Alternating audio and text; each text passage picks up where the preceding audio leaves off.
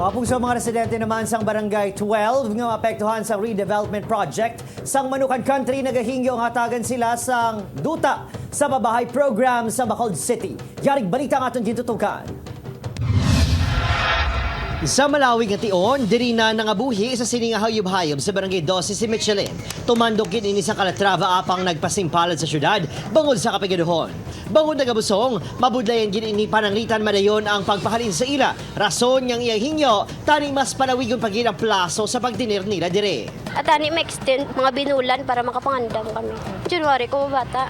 Sa Enero 2024, target na umpisahan sa LGU ang demolisyon. Isa, si Michelin sa masobra 141 nga illegal settlers yayin sa Apol ni Bacolod City Mayor Albi Benitez. Nagtanyag sang bulig ang alkalde pinaagi sa pagpasunod sa ila sa vertical pabahay program sa gobyerno nga ipahamtang sa Bredco area. Apang ang posible bulanan nga balayran nga masobra 2,000 pesos ang hindi nila kuno masarangan sa sunod sang 30 ka tuig. Ganing ilayo, hatagan na lang sila sang duta sa araw relocation site.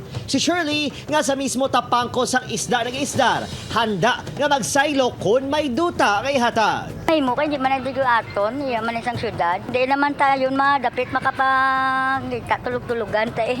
Give them options. Ang mga relocation nga gina-offer sa ila. So hindi lang wala isa ka lugar o diri ka mo gusto hindi ka mo kauyon, wala ka man maiko. They're giving the option. Tutukan sa LGU ang masaylohan nga lugar sa mga nagapwesto sa stalls sang Manukan Country. Pananglitan, umpisahan na ang renovation. Adrian Prietos para sa GMA Regional TV Early Edition.